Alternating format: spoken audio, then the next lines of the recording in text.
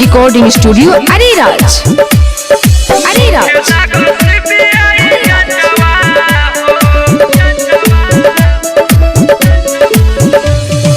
बची नहीं दुश्मन के जानवा हो खेला गोल सीबीआई चचवा हो।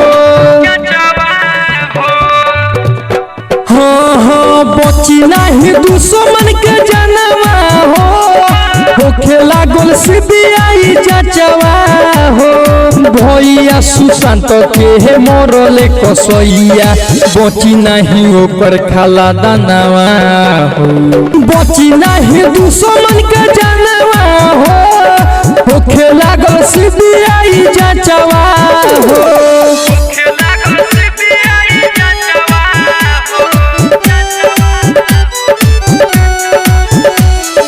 देशवा के रहल सनवा हो खेला गोल सीबीआई चचवा हो। पपियन के साजा अब मिल जाई हो कोनी के अब केहू न बचाई। पपियन के साजा अब मिल जाई हो कोनी के अब केहू न बचाई। सभे जुटले के संगवा हो सभे जुटले के संगवा हो खेला गोल सीबीआई चचवा हो।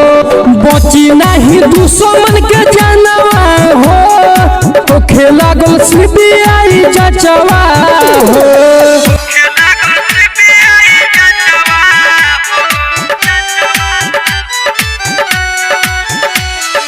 देशवा के रहल सनवा हो खेला गोल सीबीआई चचवा हो।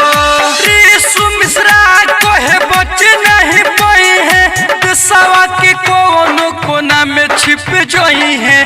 गुड्डू सम्राट कहे बच नहीं पाई है देशवा के कोनो कोना में छिप जोई है। देशवा के रहल सनवा हो देशवा के रहल सनवा हो खेला गोल सीबीआई चचवा हो।